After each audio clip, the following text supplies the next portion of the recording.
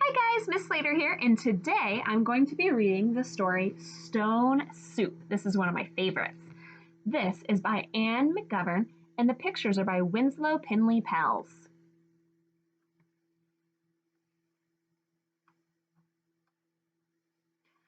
A young man was walking. He walked and walked. He walked all night, and he walked all day. He was tired, and he was hungry.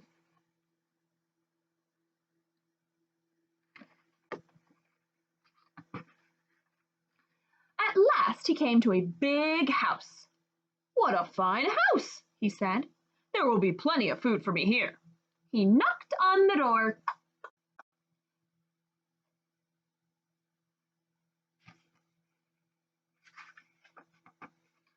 A little old lady opened it. "Good lady," said the young man, "I am very hungry. Can you give me something to eat?" "I have nothing to give you," said the little old lady. "I have nothing in the house. I have nothing in the garden." And she began to close the door. "Stop," said the young man. "If you will not give me something to eat, will you give me a stone?" Why do you think he wants a stone? A stone is like a rock. I wonder what he could do with that if he's hungry. "A stone?" said the little old lady. "What will you do with a stone? You cannot eat a stone." "Ah," said the young man, "I can make soup from a stone." Now the little old lady had never heard of that. Make soup from a stone? Fancy that. "There's some stones in the road," said the little old lady. The young man picked up a round gray stone. "This stone will make wonderful soup," he said. "Now, get me a pot."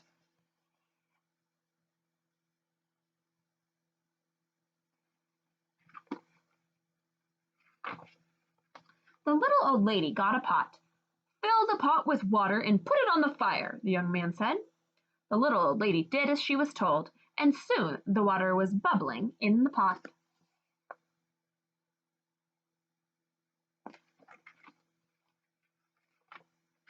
The young man put the round gray stone into the pot. "Now we will wait for the stone to cook into soup," he said.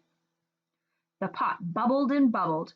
After a while the little old lady said, "This soup is cooking fast.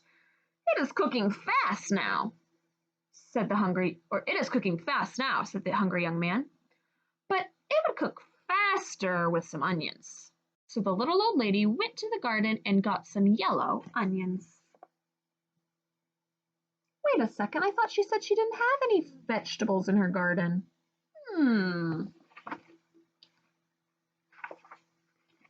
Into the pot went the yellow onions with the round gray stone. "Stone from a soup, or I can't talk right now.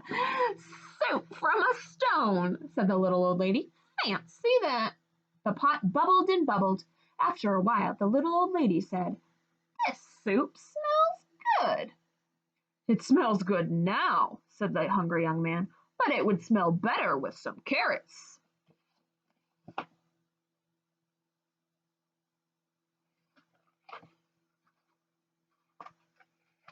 So the little old lady went out to the garden and pulled up all the carrots she could carry. Into the pot with the long, thin carrots with the yellow onions and the round gray stone. "Soup from a stone," said the little old lady. "Fancy that." The pot bubbled and bubbled. After a while the little old lady said, "This soup tastes good."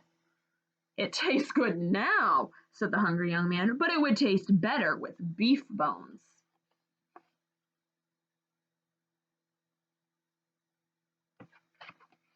What's the young man doing?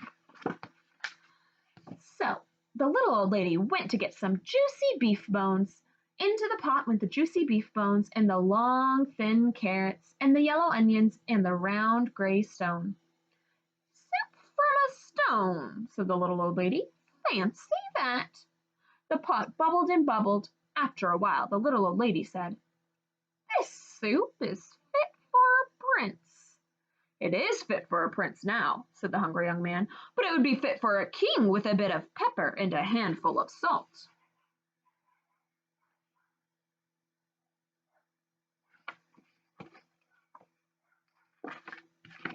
So the little old lady got the pepper and the salt.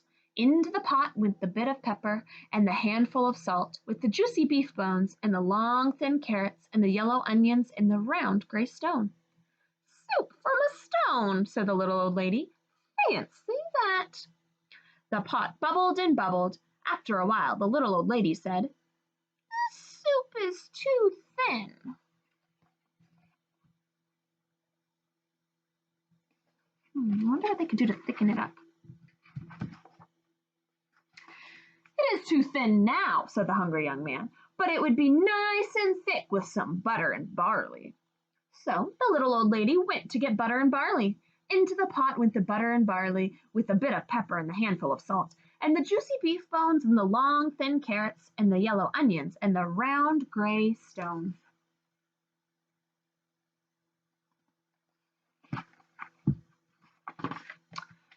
"Soup from a stone," said the little old lady.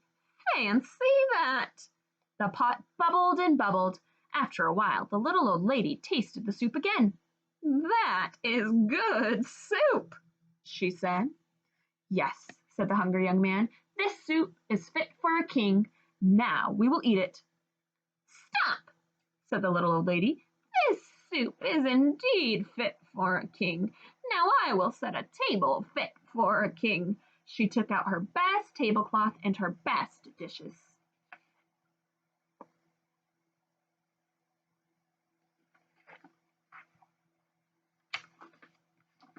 Then the little old lady and the hungry young man ate all the soup made with the butter and barley, and the bit of pepper, and the handful of salt, and the juicy beef bones, and the long thin carrots, and the yellow onions, and the round gray stone.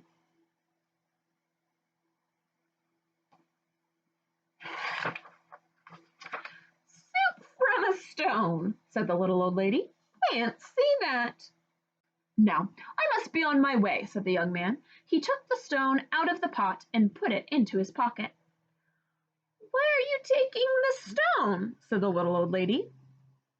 "Well," said the young man, "the stone is not cooked enough. I will have to cook it some more tomorrow." And the young man said goodbye.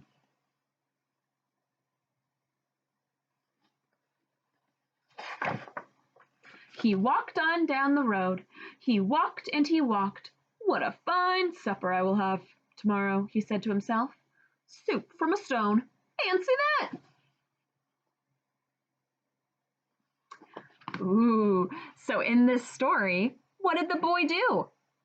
Do you think he really needed the stone to make soup? This story is a trickster tale. So the boy, the young man, tricked the old woman into feeding him dinner. She wasn't going to share any food with him, so he came up with a story. He pretended that a stone could make soup. Clever, clever, very tricky. All right, guys, I hope you enjoyed this book. Have a great rest of your day. Bye.